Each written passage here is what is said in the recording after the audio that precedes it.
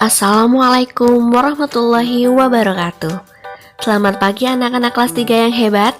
Salam sejahtera untuk kita semua. Bagaimana kabar kalian hari ini? Tentunya sehat selalu ya. Anak-anak kelas 3 yang Miss Nuril sayangi, hari ini kita belajar tema 6, subtema 3, pembelajaran 3, dan pembelajaran 4. Hari ini kita mempelajari 2 pembelajaran. Sebelum kita memulai belajar, alangkah baiknya kita berdoa terlebih dahulu ya. Mari kita berdoa menurut agama dan keyakinan masing-masing. Berdoa dimulai. Berdoa selesai. Anak-anak, kalian sudah mengetahui beberapa contoh energi alternatif pada pembelajaran sebelumnya. Energi alternatif itu apa saja anak-anak? Ya, ada energi surya, energi air, dan energi angin. Oke anak-anak, di sini kita coba temukan 8 kata yang berkaitan dengan energi alternatif. Baik, kita temukan bersama-sama ya. Yang pertama, PLTA. Yang kedua yaitu angin. Yang ketiga yaitu listrik. Yang keempat yaitu matahari. Yang kelima yaitu minyak. Selanjutnya nomor 6 yaitu generator. Selanjutnya yaitu turbin. Dan selanjutnya yaitu air. Nah, itu anak-anak kalian bisa catat ya, atau kalian lingkari atau kalian coret kata yang ditemukan. Lalu, setelah kalian menemukan 8 kata, sekarang kalian pilih 5 kata dari hasil yang kalian temukan. Dan Miss Nuril jelaskan di sini satu persatu 5 kata yang sudah Miss Nuril pilih dan menjelaskan artinya. Kalian bisa catat atau kalian simak ya. Yang pertama ada listrik. Nah, artinya di sini listrik energi yang digunakan untuk menghidupkan peralatan. Yang kedua yaitu matahari. Matahari ini diartikan benda angkasa berupa bola berisi gas yang mendatangkan terang dan panas pada bumi waktu siang hari. Yang ketiga yaitu minyak. Minyak ini diartikan cairan yang tidak larut dalam air dan terasa licin apabila dipegang. Yang keempat yaitu turbin. Turbin di sini diartikan mesin yang roda penggeraknya berporos dan digerakkan oleh aliran air, uap, dan udara. Yang kelima yaitu generator. Generator ini alat atau mesin yang digunakan untuk menghasilkan energi listrik. Jadi itu ya anak-anak, 5 kata yang kalian bisa catat di situ. Baik, selanjutnya di sini ada gerak air termasuk salah satu energi alternatif. Semakin kuat gerak air, semakin besar pula energi yang dihasilkan. Gerak air digunakan untuk menggerakkan turbin atau kincir. Gerakan turbin dapat dimanfaatkan untuk banyak hal, di antaranya menghasilkan listrik dan menggerakkan mesin penggiling gandum. Anak-anak, apakah kalian pernah melihat kincir air? Di sini adalah contoh gambar animasi kincir air ya. Berikut ini Miss Nuril tampilkan video yaitu kincir air.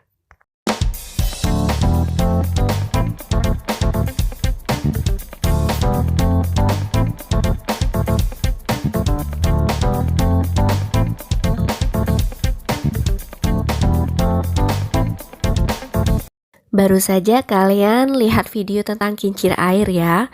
Berikutnya, anak-anak, air sangat penting bagi kehidupan makhluk hidup. Manusia membutuhkan air. Hewan dan tumbuhan juga membutuhkan air. kita harus menjaga ketersediaan air. Menjaga lingkungan tetap bersih termasuk sikap dari menjaga air. Jadi anak-anak, jangan sampai kita membuang limbah atau sampah sembarangan pada sumber air yang sudah bersih ya. Kebersihan air berpengaruh terhadap kesehatan manusia. Oleh karena itu, gunakanlah selalu air yang bersih. Jadi anak-anak jangan minum air yang kotor atau air yang tidak layak ya. Saat ini banyak minuman kemasan yang dijual anak-anak. Perhatikan tanda khusus pada kemasan. Tanda yang berupa batas waktu penggunaan air. Apabila melebihi waktu tersebut, maka minuman dalam kemasan sudah tidak dapat digunakan atau tidak dapat dikonsumsi ya. Kondisi air setelah tanggal tersebut sudah tidak baik. Jika tetap diminum, dapat menyebabkan keracunan. Jadi anak-anak, setiap makanan dan minuman itu terdapat tanggal atau batas waktu penggunaan saat dikonsumsi. Jika kita membeli sesuatu, makanan atau minuman, kita lihat dulu pada kemasan di bagian belakang, di samping atau bagian atas ya anak-anak. Di situ ada batas tanggal atau waktu penggunaan saat kita konsumsi. Kita lihat pada gambar kaleng tersebut ya. Di situ ada tanggal atau tanda waktu penggunaan, yaitu pada tanggal 18 bulan Juli atau bulan 7 2008. Maka sebaiknya minuman atau makanan tersebut sebaiknya dikonsumsi sebelum tanggal 18. Nah, jika melebihi atau melewati batas waktu tanggal 8 Juli tersebut, maka makanan atau minuman tersebut itu sudah tidak layak dikonsumsi anak-anak. Di sini Miss Nuril mencontohkan pada merek susu, yaitu batas waktu konsumsi pada bulan Mei 2021.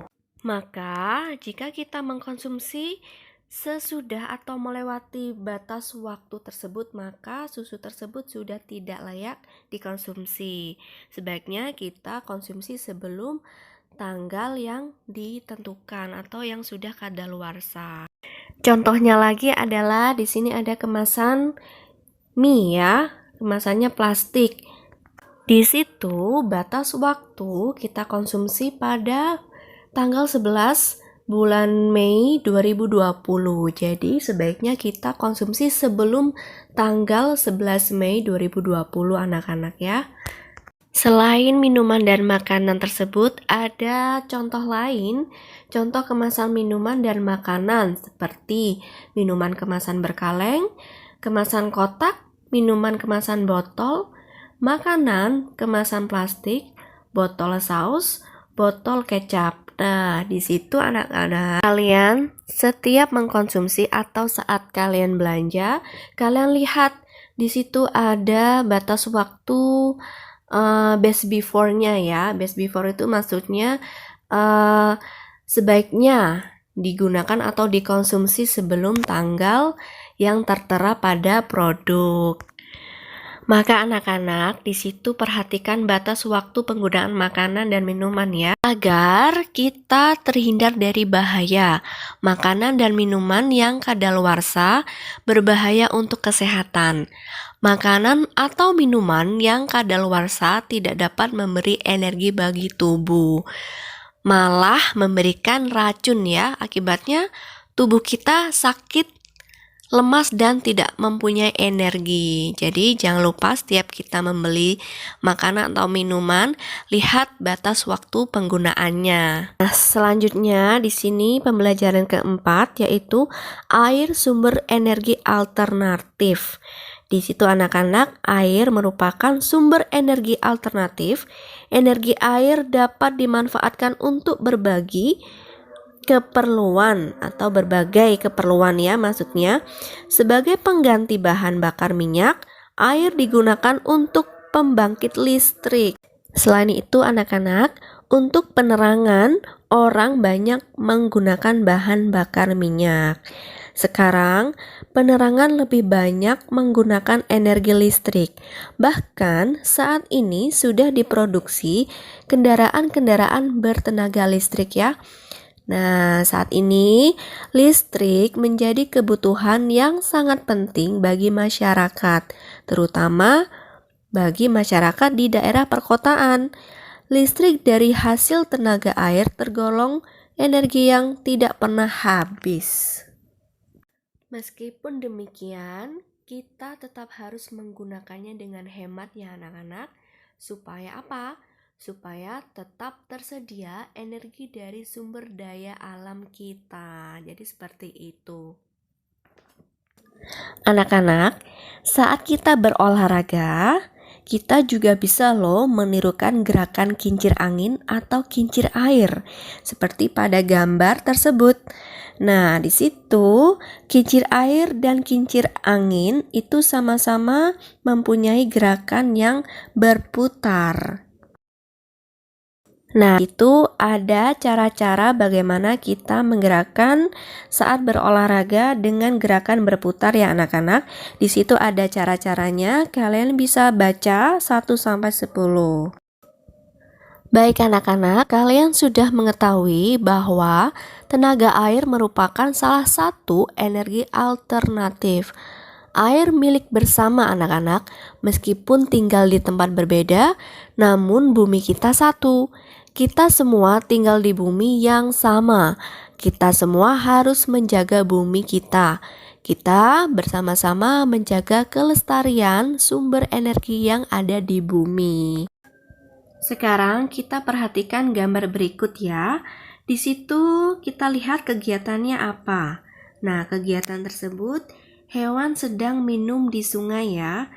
Ada rusa sedang minum dan lingkungannya terlihat asri. Lalu kewajiban kita apa anak-anak? Ya kita menjaga kelestarian alam. Jangan sampai merusak lingkungan yang sudah asri ini. Tetap menjaga kebersihan lingkungan. Jangan sampai ada sampah. Selain itu anak-anak, makhluk hidup yang ada di sana dapat menikmati sungai yang jernih dan yang bersih. Dan kita tidak memburu binatang. Baik anak-anak, selanjutnya di sini ada gambar. Kegiatan apa ini kira-kira? Ya, kerja bakti membersihkan lingkungan. Jadi kewajiban kita ini apa? Ikut bersama-sama membersihkan lingkungan sekitar. Lalu gambar yang kedua. Gambar yang kedua ini kira-kira kegiatannya apa? Ya, betul. Kegiatannya kerja bakti di rumah atau bersih-bersih di rumah. Lalu kewajibannya apa ini yang harus kita lakukan? Yaitu ikut menjaga kebersihan rumah, seperti membersihkan halaman di rumah. Jika ada sampah, segera dibuang di tempat sampah. Atau ada daun-daun yang kering, disapu ya anak-anak ya. Kemudian gambar yang terakhir ini kegiatannya apa anak-anak? Iya betul, penebangan hutan secara liar. Maka di sini seharusnya kita tidak boleh dilakukan karena merusak lingkungan. Lalu kewajiban yang harus kita lakukan apa? Yaitu menjaga kelestarian lingkungan dengan melakukan penghijauan. Jadi anak-anak hanya pohon-pohon tua yang boleh ditebang ya. Setelah menebang, kita harus menanamnya lagi. Supaya apa? Supaya tetap ada tumbuhan atau pohon yang bisa kita gunakan. Jadi seperti itu ya anak-anak. Baik anak-anak, pembelajaran kali ini selesai. Untuk tugas nanti Miss Nuril lampirkan seperti biasa ya. Sekian penjelasan dari Miss Nuril. Jika ada salah kata, mohon maaf. Tetap jaga kesehatan dan tetap semangat belajar walaupun kita berjauhan. Terima kasih anak-anak kelas 3 atas perhatiannya. Akhir kata, Miss Nuril ucapkan wassalamualaikum warahmatullahi wabarakatuh.